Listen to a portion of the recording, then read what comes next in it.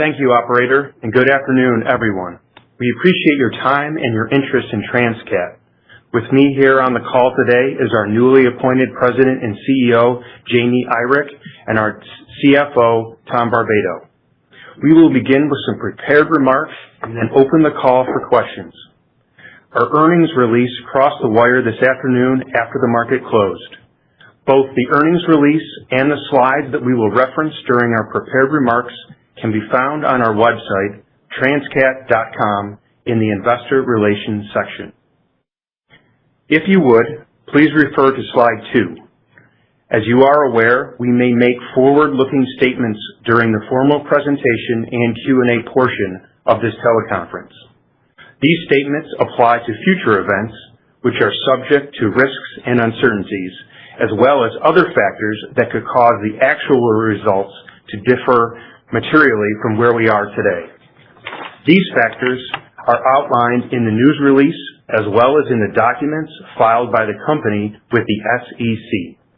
You can find those on our website, where we regularly post information about the company, as well as on the SEC's website at sec.gov. We undertake no obligation to publicly update or correct any of the forward-looking statements contained in this call, whether as a result of new information, future events, or otherwise, except as required by law. Please review our forward-looking statements in conjunction with these precautionary factors. Additionally, during today's call, we will discuss certain non-GAAP measures, which we believe will be useful in evaluating our performance. You should not consider the presentation of this additional information in isolation or as a substitute for results prepared in accordance with GAAP. We've provided reconciliations of non-GAAP to compared GAAP measures in the tables accompanying the earnings release. With that, I'll turn the call over to Transcat President and CEO, Jamie Irick. Thank you, John. Good afternoon, everyone, and thank you for joining us on the call today. Before we walk through the quarter, I just want to spend a few minutes introducing myself. I joined Transcat at the end of March, and in the time since, I spent many days on the road, visiting our calibration labs and meeting with our talented team of employees, sitting down with our board, and getting in front of as many customers and partners as possible. I came in with a very high opinion of this company, and I leave each of these conversations more convinced that Transcat is the most attractive growth platform in our industry. Two things attracted me to Transcat. First, the people.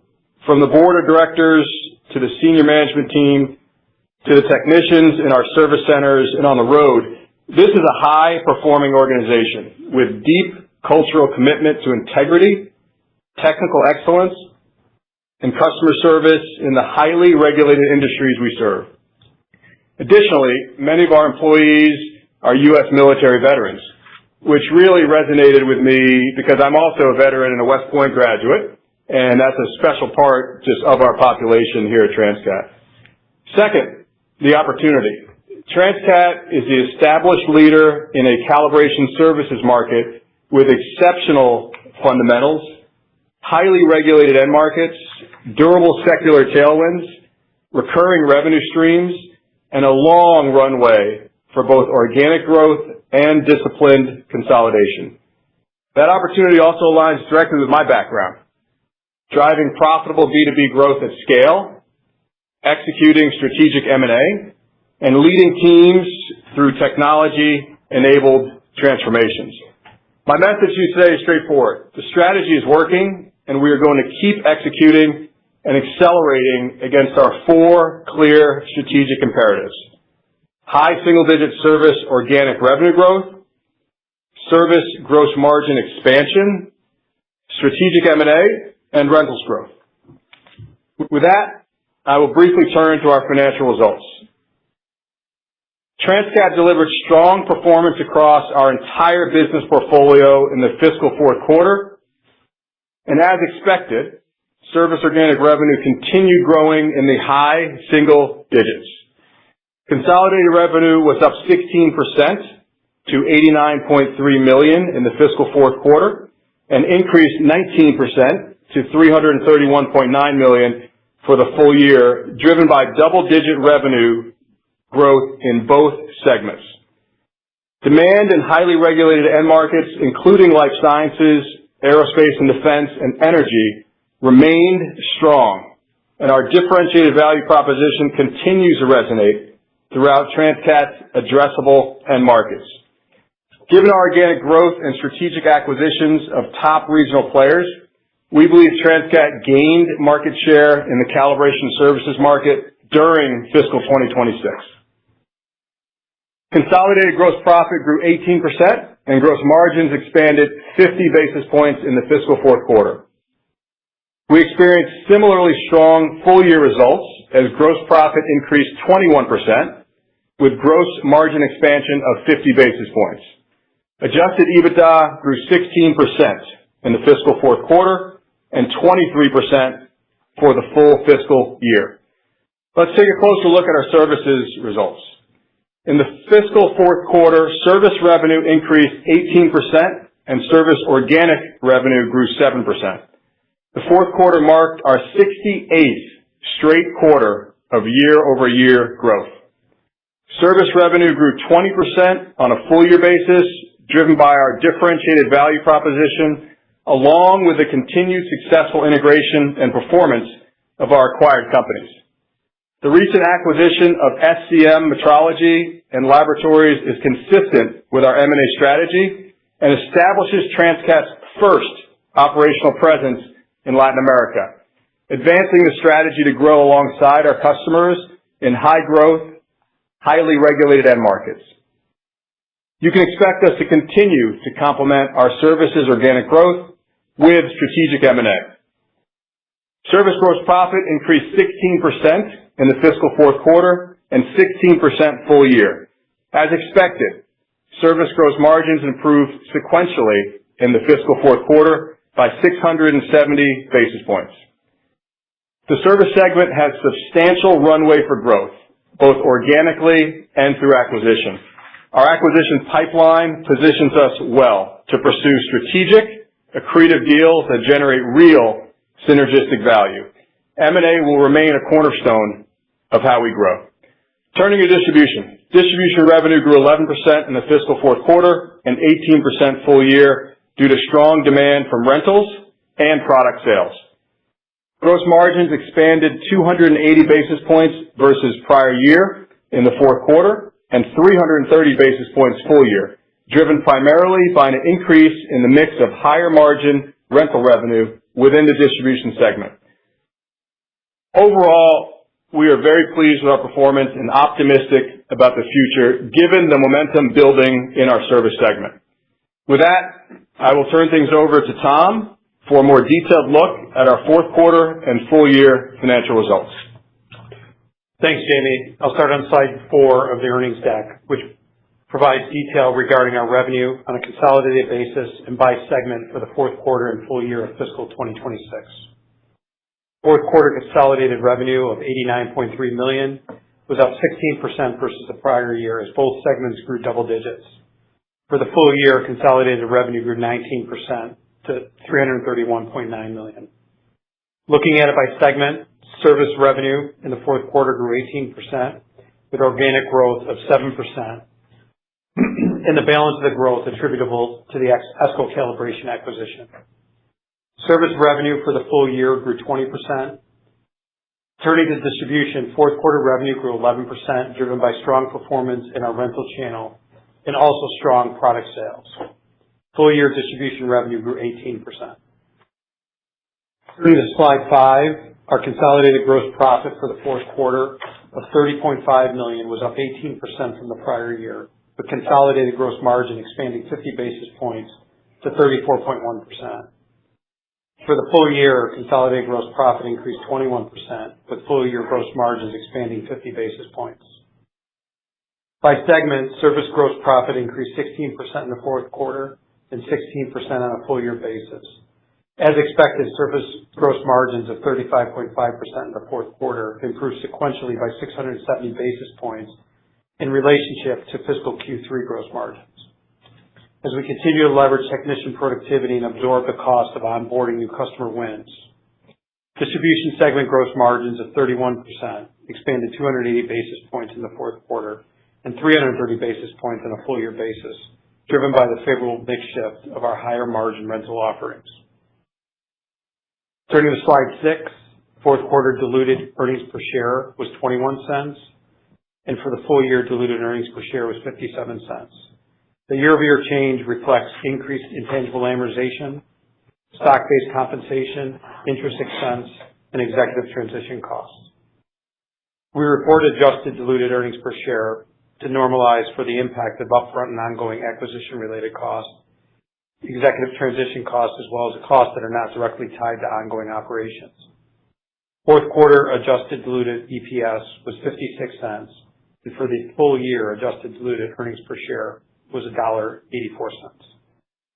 Flipping to slide 7, where we show our adjusted operating income, adjusted EBITDA, and adjusted EBITDA margin.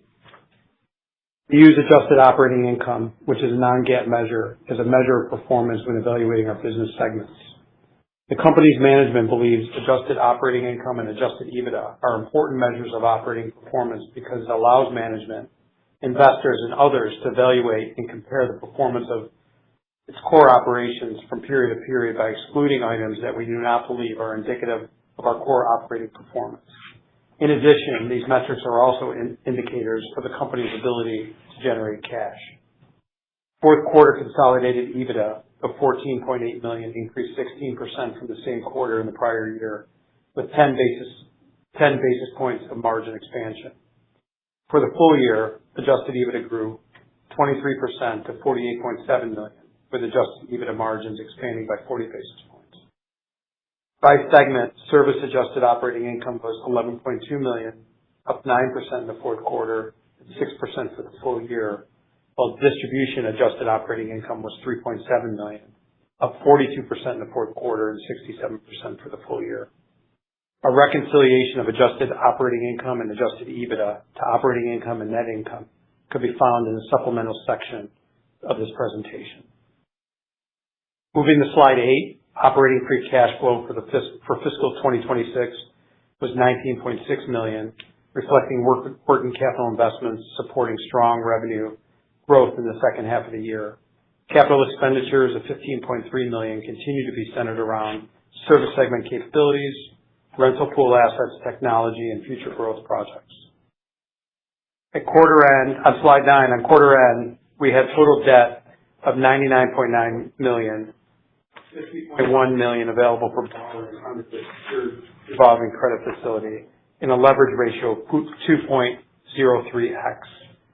The growth in adjusted EBITDA enabled Transcat to continue a sequential reduction in our leverage ratio.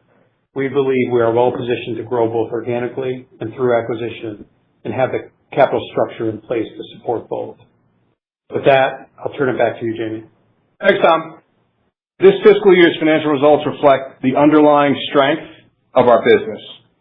A diversified portfolio of products and services, a strong balance sheet, and a consistent ability to deliver excellent performance both organically and through acquisitions. Our unique positioning in attractive end markets, high recurring revenue business model, and strategic acquisition pipeline support our long-term growth strategy and ability to increase market share. Given increased customer activity levels, solid retention, and realization of new business wins, we expect to deliver a sequentially higher level of service organic growth for fiscal first quarter. Strong first quarter performance will position us well to execute on high single-digit organic growth for the full year. The momentum building in our service segment, coupled with robust growth in rentals, is driving our optimism for fiscal 2027 and beyond. Additionally, we're leveraging technology, data, and AI as a competitive advantage by investing in capabilities, systems, and improved customer-facing business processes. By utilizing technology and innovation, we can drive growth and improve efficiency across our business model. We view AI and technology as key tools for enhancing customer outcomes, increasing organization-wide productivity, and supporting stronger margins. Before we open the line for questions, I'll close with a few thoughts. 68 consecutive quarters of service revenue growth is not an accident. It is a result of a clear strategy, disciplined execution, and an exceptional team that has been doing the work for years. In my time at Transcat so far, I've seen firsthand the depth of capability and the cultural commitment that produced this track record. And I'm confident in our ability to build on it and to accelerate the performance moving forward. Looking ahead, you can expect us to stay relentlessly focused on our 4 strategic pillars. We will drive high single-digit service organic revenue growth, supported by strong customer retention, rising activity levels, and win incremental market share. We will continue to improve service gross margins by driving productivity and automation in our recurring revenue business model. We will continue to play offense on strategic M&A, like our recent acquisition of SCM Metrology and Laboratories, as the acquirer of choice in our market. Additionally, we remain focused on growing our high-margin rental business. Finally, I want to thank our customers for the trust they place in us, our employees for the work they do every single day, and our shareholders for the confidence they've shown in this company and our path forward. I'm energized about what we're going to accomplish together, and I look forward to updating you on our progress. With that, operator, please open the line for questions, Buck. Certainly will do, Mr. Irick. Ladies and gentlemen, at this time, if you do have any questions, please press star 1, and if your question has been addressed, you may remove yourself from the queue by pressing star 2. Once again, that is star 1 for questions. We'll go first this afternoon to Greg Palm with Craig-Hallum. Yeah, thanks for taking the questions, Jamie. Officially welcome aboard. Great. Nice to meet you virtually. I wanted to start, you gave us a little bit of kind of a flavor on how you're thinking about things, and it doesn't sound like there's going to be a whole lot from a strategic standpoint that changes, but I'm assuming you've probably thought about some tweaks here and there. From like an operational standpoint, what do you think can be improved upon most? Is it just in terms of kind of, how you're running the business and how you maybe expand margin and profitability from here? Yeah, Greg, of course, with about 60 days in, there's a lot more I'll still learn, but let me say this. I grew up at General Electric, and I've been working on, Lean, Six Sigma, and operational excellence for 20 plus years. I've run 5 different businesses in 5 different end markets. This is my 6th. So there are a lot of transferable areas around operational excellence, and the team has made great progress, as you know. But a couple things that you can expect us to do more. Number one, organic growth has been a huge focus, and we've driven automation.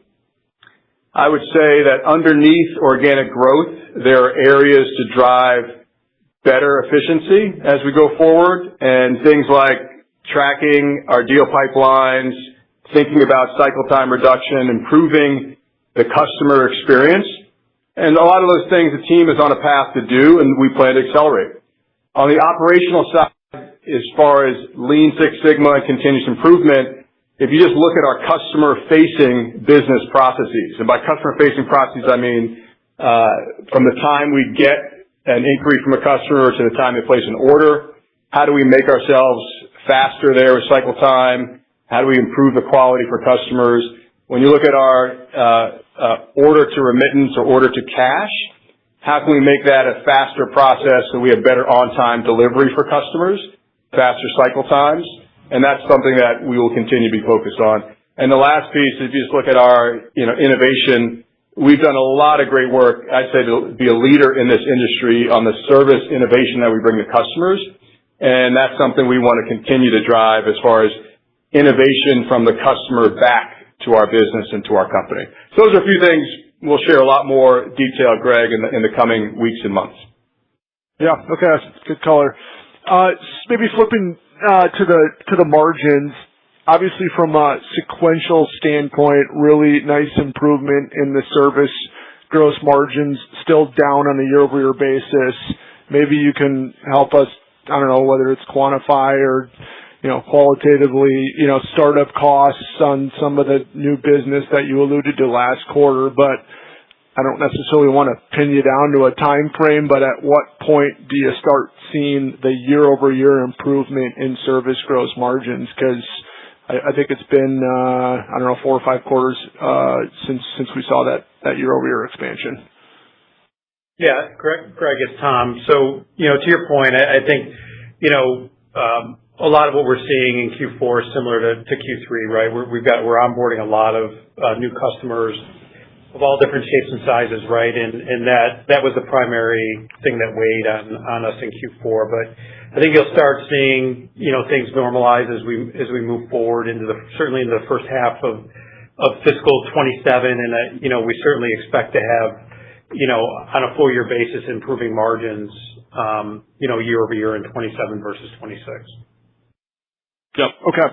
And then just last one, as it relates to, M&A, I'm curious if the priorities have changed more so around, who or what you might look to acquire. I thought the SCM acquisition was most notable because it's a brand new geography for you. So just give us a little bit more color on kind of what the pipeline looks at, and, maybe more importantly, from a geographic standpoint, are there more areas internationally that you feel like are underserved and could provide an opportunity?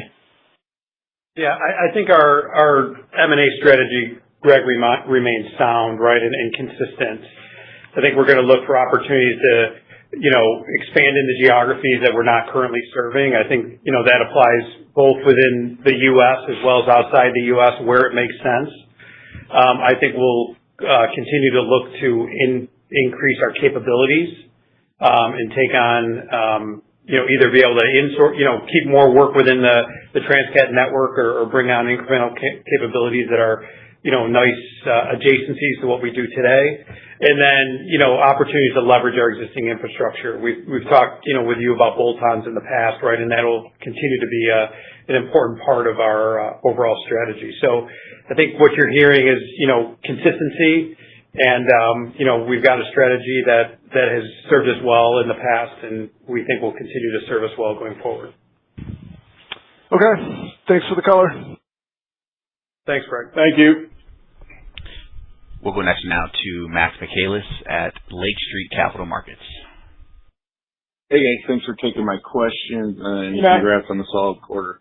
Hey, guys. And then first question from me, it sounds like Q1's off to a good start, saw the activity levels from customers. But can you give us a sense of if you're pulling any demand forward or how we should be thinking about the rest of the year? And I guess anything you could share there would help. No, it's certainly not pulling demand forward. I think, to Jamie's, prepared comments, right? We're seeing really good activity levels. Our pipeline's in great shape. We're seeing those opportunities convert to wins. And,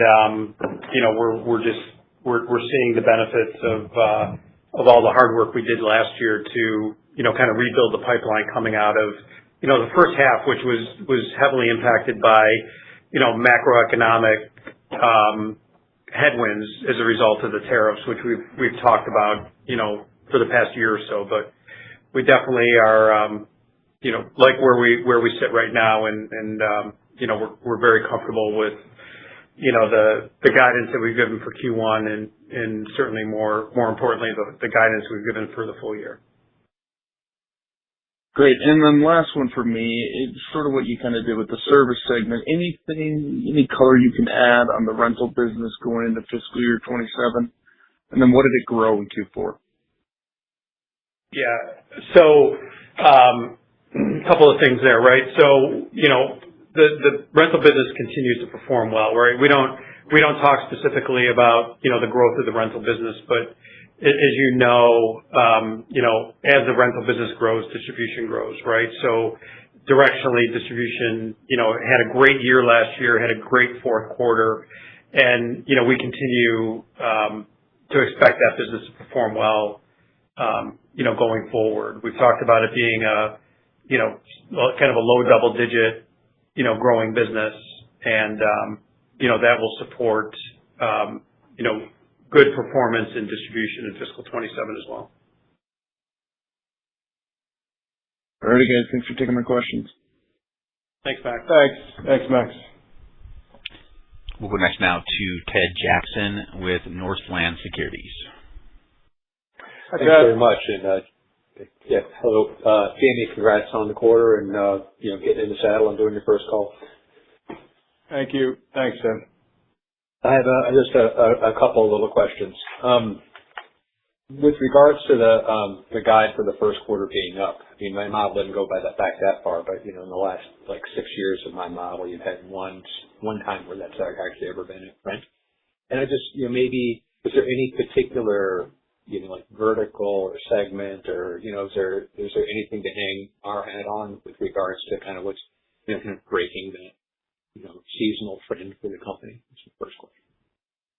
Yeah. So Ted, I want to start by just clarifying, the comment that Jamie made, right? Is that, basically what he's saying is that the rate of growth, in Q1, organic growth, we expect to be higher than it was in Q4, right? So, we grew 7% organically in Q4. We expect our growth in Q1 year over year to be higher than 7%. So I just want to make sure that came across. No, I didn't catch that. No, not to me. Good. Okay, so that kind of takes that whole question out. Another question then is, you highlighted 3 areas of strengths, which were life science, aerospace, defense, and energy. And I don't recall you ever mentioning energy as a vertical, and so maybe, a little bit of color around, what's going on within that market, what's your exposure to it, what kinds of things are you testing for, are there regulatory considerations in those markets that are similar to what you get in life sciences, aerospace, defense? Some color around that would be great. Yeah, I would say that, we've been talking about energy a bit, over the past 6 months or so, because we're starting to see, strong demand signals there. And it's really kind of runs the gamut from, power generation and power creation all the way to, power consumption and power conditioning. And we see that playing out as an example in data centers, right? Where, the quality of the power coming into those facilities needs to be monitored, conditioned, and there's equipment required to ensure that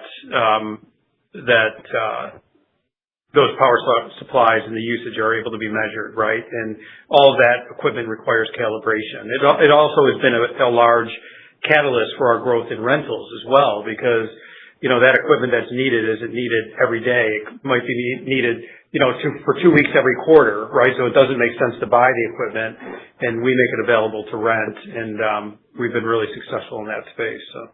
And Ted, related to you, I'm glad Tom clarified. Thank you, Tom, on the first question you asked. But I would say is we look at upstream KPIs. So what happens activity pipeline before we actually get an order or ship something? We're seeing widespread activity across all of the segments that we participate in, inclusive of energy. Okay. And then my last, just a clarification. You commented that you look for low double-digit growth in rental. When you make a statement like that, is that organic? It is, yes. It's all organic. Okay. Okay, those are it for me. Congrats on the quarter again. Thanks. Thanks, Ted. Thanks, Ted. And ladies and gentlemen, just a quick reminder, star 1 please for any further questions today. We'll go next now to Martin Yang with Oppenheimer. Hi, good afternoon. Thanks for taking the question. First question on First question on SCM. Can you maybe give us a bit more context on where do you see the opportunity and how big of an end market there is in the adjacent regions, and whether or not the deal valuation is comparable to those you're seeing in the States? Thank you. So I think Martin, one of the things that makes Costa Rica unique is the free trade zones that exist there, right? And I was just amazed the first time I went down there to drive around. They call them parks, right? These free trade parks.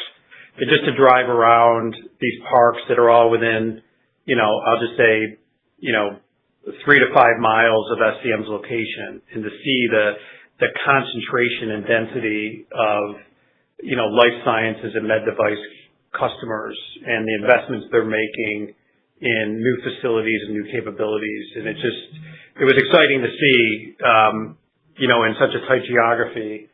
And then, to get to meet and understand, the SCM business and their focus on quality and, customer service. And there's just such a good alignment. And they service customers outside of Costa Rica as well, right? So, Latin America, is a fairly tight geography, so they're doing business in Panama and Colombia and Dominican Republic and other places as well. But, there was just such good, alignment in terms of their customer base, the market opportunity that exists there, the culture that they have. I mean, and now, they're just so excited to be part of the Transcat team. I mean, Jamie and I were there, the day of the closing, and the excitement level was it was off the charts, right? And because Transcat has such great brand recognition everywhere you go. And, for a company like that and people, early in their careers to be able to be part of the industry leader, I think is exciting for them. So it was a great experience. It was great to see that excitement and to see it carry through now that we're, a couple months into it. Your question on deal valuation, I think, this is one that, kind of put us back into more of our historical range, of deal multiples. And, it really presents a good opportunity for us to generate a nice return on investment. Yeah, and Martin, I'd add, well said by Tom, and as Tom said, I had a chance to travel down my first month to Costa Rica. It's clear, it's very early, but it's clear just from inbound calls that we've received post the deal closing that there are going to be multinationals that we will now have the opportunity to grow with in ways we did not before in Latin America. So that's very exciting to me and to us. Again, it's very early, but early indication in some of these upstream KPIs that we look at are trending positive. Thank you. My another question also regards M&A. As you tour through the different regional labs, can you remind us where do you still see ample growth opportunities? What regions make you most excited about expansion?